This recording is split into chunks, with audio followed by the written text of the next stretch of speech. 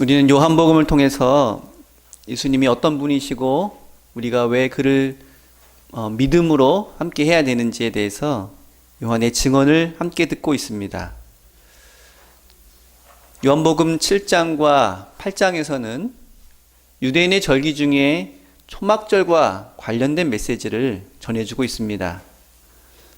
지난번 이야기한 것처럼 초막절은 이스라엘 백성들이 출애굽한 이후 광야에서 척박한 삶을 살아갈 때 그들과 함께 하신 하나님의 은혜를 되새기면서 또 그 은혜를 오늘 다시 한번 재현하고자 하는 그러한 큰 절기입니다.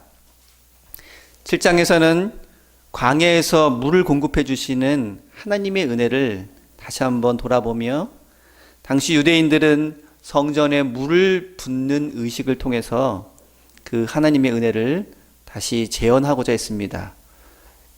그런데 예수님께서는 누구든지 목마르거든 내게로 와서 마시라 라는 말씀을 통해서 그러한 율법을 통한 또 절기를 통한 은혜가 아니라 자기 자신이 생명의 물을 공급해 주시고 또 성령을 부어주시는 분이라고 선포하셨습니다. 이제 8장에서는 또 다른 초막절의 의식을 배경으로 해서 예수님께서 참된 메시아임을 증거하고 있습니다. 출애굽 후에 그들이 경험했던 큰 경험 중에 하나가 뭐냐면 불기둥과 구름기둥으로 이스라엘 백성들을 인도하신 것입니다. 그리고 그들이 시내산에 도착했을 때 하나님께서 그들에게 율법을 전해주셨는데 그 율법을 전해주시는 장면이 하나님의 영광의 빛 가운데에서 그 십계명의 율법을 전해주셨습니다. 출애굽기 19장 18절에 보면 시내산의 연기가 자욱하더니 여호와께서 불 가운데 거기 강림하심이라. 불 가운데 임재하신 하나님께서 이제 모세를 통해 그들에게 율법을 전해주시는 것입니다.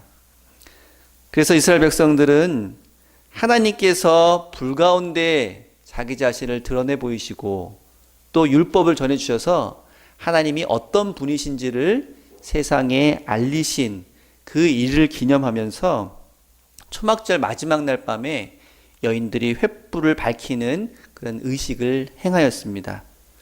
이처럼 횃불을 밝히는 의식을 행한 것은 하나님께서 불 가운데 임재하셔서 그들에게 율법을 전해주심으로 하나님을 계시하신 것을 다시 한번 되새기기 위해서입니다. 예수님께서 나는 세상의 빛이다 라고 말씀하신 것은 바로 이러한 의식을 배경으로 하고 있습니다. 오늘 읽은 본문을 보면 8장 12절에 나는 세상의 빛이니 나를 따르는 자는 어둠에 다니지 아니하고 생명의 빛을 얻으리라 라고 말씀해 주셨습니다.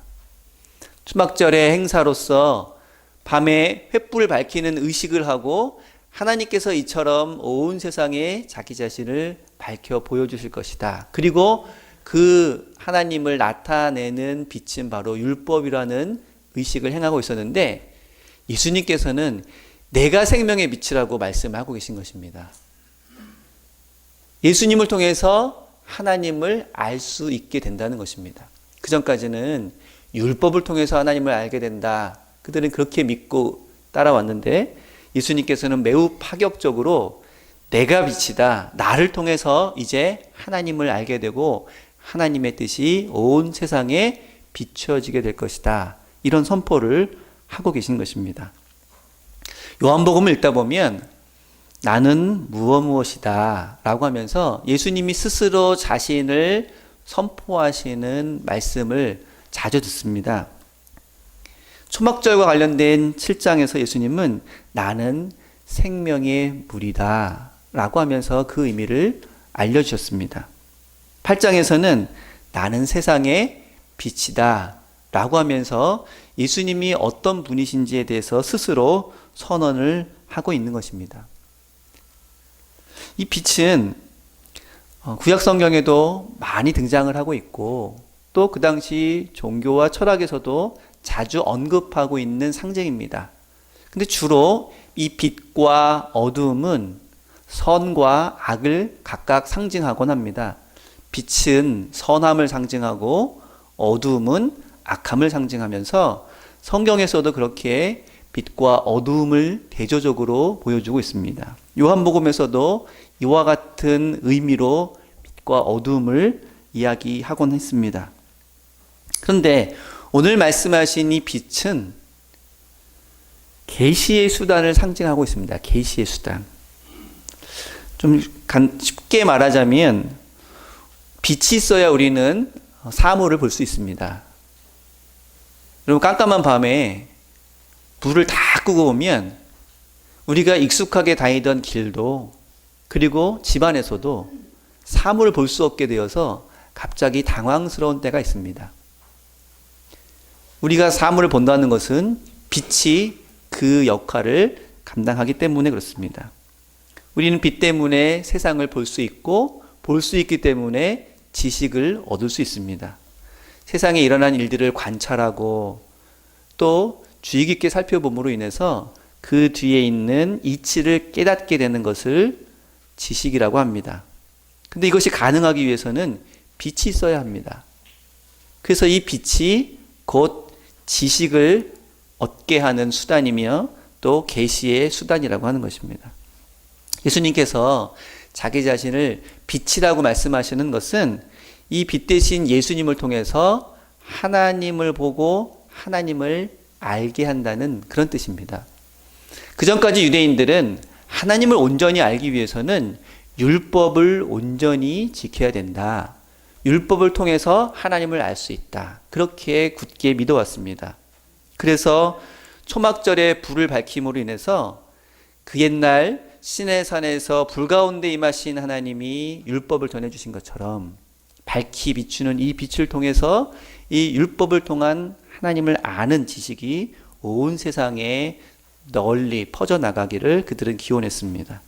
그런데 예수님께서는 율법이 아닌 예수님의 삶과 말씀을 통해서 하나님을 온전하게 알 수 있다라고 스스로 말씀하시면서 스스로를 빛이라고 선언하신 것입니다. 요한복음의 첫 부분에서도 이처럼 빛과 어둠에 대해서 이야기를 해 주시면서 이 세상이 어둠으로 가득 차 있다. 이렇게 이야기를 하고 있습니다. 어둠이 가득 차면, 암흑이 가득하면 그 세상은 무지와 불안으로 휩싸이게 됩니다. 이 빛을 통해서 지식을 알아가게 된다고 하는 차원으로 설명하자면 그 빛이 없으면 아무것도 알 수 없고 무지와 불안이 가득하게 된다고 하는 것입니다. 그런데 예수님께서 이제 이 세상에 빛으로 오셔서 어둠을 몰아내고 하나님을 아는 지식을 많은 사람들에게 전해주신다는 것입니다. 당시에는 그리스의 플라톤 철학이 많은 사람들을 지배하고 있었는데 우리가 눈에 보이는 것, 우리의 몸, 이 모든 것들은 지나가는 환상에 불과한데 그것을 아는 지식이 있는 사람, 그런 사람이 육체에 연연하지 않고 영혼이 몸에서 해방되어서 구원을 얻을 수 있다. 이렇게 그들은 생각을 하곤 했습니다. 쉽게 말하자면 이러한 것을 아는 지식이 우리를 구원한다 라고 하는 것입니다. 그런데 많은 기독교인들이나 유대인들 가운데에는 이런 헬라 철학을 받아들여서 그들이 구원을 얻는 것이 지식을 통해서인데 그들이 율법의 지식을 통해서 구원을 얻을 수 있다. 이렇게 믿는 이들이 많이 있었습니다. 기독교는 오직 예수 그리스도를 통해서 구원을 얻을 수 있다고 믿는 것인데 그들 가운데 예수 그리스도가 아닌 이러한 율법의 지식 혹은 고차원적인 지식을 통해서 구원을 얻을 수 있다. 이렇게 이야기하는 사람들이 교회 공동체 안에도 생겨나게 되었습니다. 이러한 사람들을 영지주의자라고 합니다. 영적인 지식을 소유한 자가 구원을 얻을 수 있다라는 것입니다. 근데 그들의 가르침이 매우 그럴듯하긴 하지만 그들이 강조하고 있는 지식에는 예수 그리스도가 포함되어 있지 않습니다. 예수님을 믿고 믿지 않는 것이 별로 상관이 없습니다. 그들은 지식을 통해서 구원을 얻을 수 있다고 믿었기 때문에 예수님을 믿는 것은 그만큼 소홀해지거나 등한시될 수밖에 없었습니다. 그래서 초대교회에는 이 영지주의를 이단으로 이렇게 여기고 매우 경계하였던 것입니다. 요한은 특히 이러한 영지주의적인 생각에 반대하면서 예수 그리스도가 참된 빛으로 우리에게 참된 지식을 전해주는 것이고, 우리가 구원에 이르는 것은 그런 어떤 고차원적인 지식, 율법에 대한 지식이 아니라 오직 예수 그리스도를 믿는 그 믿음으로 말미암아 우리는 구원을 얻을 수 있다고 선포를 하고 있습니다. 구원은 이 세상의 이치를 잘 살펴보고, 그래서 어떤 높은 깨달음을 얻고 어떤 경지에 이르러서 얻어지는 것이 아니라 예수 그리스도를 통해서만 얻을 수 있다고 하는 것입니다. 이것은 구약에서도 계속해서 전해주고 있는 진리의 말씀입니다. 구약에서도 지식이 눈을 통해서, 보는 것을 통해서 얻어지는 것이 아니라 관계를 통해서 얻어진다라고 이야기하고 있습니다. 영리하고 똑똑한 사람이 사물을 잘 관찰하고 연구해서 그 지식이 얻어지는 것이 아니라 깊은 어떤 관계를 통해서 얻어진다고 이야기를 하고 있는데, 쉽게 말하면 직접 겪어보고 살아봐서 알게 된다고 하는 그런 의미입니다. 성경에서는 남녀가 서로 알게 된다라고 할 때 이 안다는 것을 서로에 대한 어떤 정보라든지 인적 사항을 아는 것이 아니라 성적인 결합을 포함한 깊이 알게 되고 경험하고 그리고 체험하는 것을 통해서 안다는 것을 이야기를 해주고 있습니다. 하나님을 안다는 것도 마찬가지 이야기입니다. 우리가 하나님을 안다고 할 때 하나님에 대한 객관적인 지식, 하나님은 어떤 분이시고 하나님은 이러이러한 말씀하셨다 라는 지식을 축적하는 것이 하나님을 아는 것이 아니라 하나님과 깊은 관계를 맺는 것, 그것이 하나님을 아는 길이라고 이야기를 해주고 있습니다. 그래서 요한복음 14장 20절은 이것을 이렇게 표현하고 있습니다. 그날에 내가 아버지 안에, 너희가 내 안에, 내가 너희 안에 있는 것을 너희가 알리라. 우리가 하나님을 아는 것은 단순히 하나님에 대한 지식을 1번부터 10번까지 아는 것이 아니라 우리가 주님 안에 거하고 그 주님께서는 하나님 안에 거하고 또 주님은 우리 안에 거하는 서로 이렇게 깊은 관계 안에 있을 때 우리가 하나님을 알게 된다고 하는 것입니다. 이처럼 예수 그리스도를 통해서 하나님과 우리가 서로 깊은 관계 안에 들어가는 것, 이것을 예수님은 하나님을 아는 것이다 라고 이야기를 하고 있습니다. 그런데 유대인들은 이러한 예수님의 말씀을 받아들이지 않았습니다. 그들은 오직 율법을 통해서만 하나님을 알게 되고 그 율법을 통해서만 구원을 얻을 수 있다라고 굳게 믿고 있었습니다. 그래서 정말 하나님의 아들이신 예수 그리스도가 이 땅에 오셨지만 그 예수님을 알지 못함으로 인해서 결국은 하나님도 알지 못하게 된 것입니다. 가장 하나님을 잘 안다고 자부했던 유대인들, 특히 그 가운데도 율법학자나 바리새인들이 아이러니하게도 예수님을 받아들이지 않음으로 인해서 가장 하나님을 모르는 자가 되어버리고 말았다는 것입니다. 이것은 오늘날 우리의 모습이기도 합니다. 가끔 처음 만나는 사람과 이런저런 이야기를 하다 보면 어느 학교 출신이고 어느 지역에서 살다 왔고 뭐 등등의 이야기를 나누곤 합니다. 그러다 보면 꼭 이런 걸 물어보시죠. 누구누구를 아냐고 물어봅니다. 이때 그 사람을 안다고 할 때가 있는데 그 대답할 때 두 가지 경우인 것 같아요. 하나는 그 사람은 나를 모르지만 나는 그 사람에 대해서 들어봐서 안다는 것입니다. 제가 어느 학교를 졸업했다고 해서 그 학교에 있는 모든 분들을 알 수는 없죠. 그런데 지나가다가 얼굴을 마주쳤거나 혹은 명단을 보고 아는 경우가 있습니다. 그래서 그런 경우에도 저는 안다고 이야기를 합니다. 하지만 그분은 저를 모르죠. 그래서 여기서 안다고 하는 이 대답은 단순히 그 사람에 대한 정보를 안다는 것입니다. 그런데 두 번째 경우가 있습니다. 내가 그 사람을 안다고 할 때 정말 서로가 알고 가깝게 지내기 때문에 안다고 대답하는 그런 경우가 있습니다. 그래서 누군가 아냐고 물었을 때, 제가 그분과 같이 수업도 했었고, 같이 식사도 했었고, 같이 교제도 나눴습니다. 라는 차원에서 안다고 대답할 때가 있습니다. 그때는 그냥 안다고 하지 않고 잘 안다고 대답을 하죠. 예, 제가 그분을 정말 잘 압니다. 같이 교제도 나누었고, 같이 식사도 한 적도 있습니다. 하면서 깊은 교제가 있음을 전제로 해서 안다라고 대답을 할 때가 있습니다. 대답은 똑같이 안다인데 아는 차원이 다른 것이지요. 이처럼 우리가 하나님에 대해서 안다라고 이야기할 때도 조금 다른 차원의 대답을 할 경우가 있습니다. 사람을 아는 경우에는 그 정도로 알아도 사실은 별 상관이 없지만 하나님을 안다고 할 때에는 좀 문제가 달라집니다. 여러분들은 하나님을 잘 알고 계십니까? 오늘 나는 세상의 빛이다 라고 말씀하신 예수님은 예수님을 통해서 하나님을 온전히 알게 될 것이다 라고 말씀을 하고 계신 것입니다. 근데 이전부터 예수님이 없어도 하나님을 잘 안다고 자부했던 유대인들은 그러한 말을 전혀 받아들일 수가 없었던 것입니다. 자, 이 질문 똑같은 것을 저와 여러분 스스로에게 먼저 해 보실 수 있기를 바랍니다. 우리는 과연 하나님을 알고 있는가?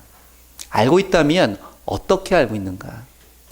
단지 몇 가지 지식을 아는 것을 통해서 하나님을 안다고 그렇게 말할 수도 있습니다. 성경 구절 몇 구절을 우리가 아는 것을 통해서 하나님은 이런 분이시다라고 설명할 수도 있습니다.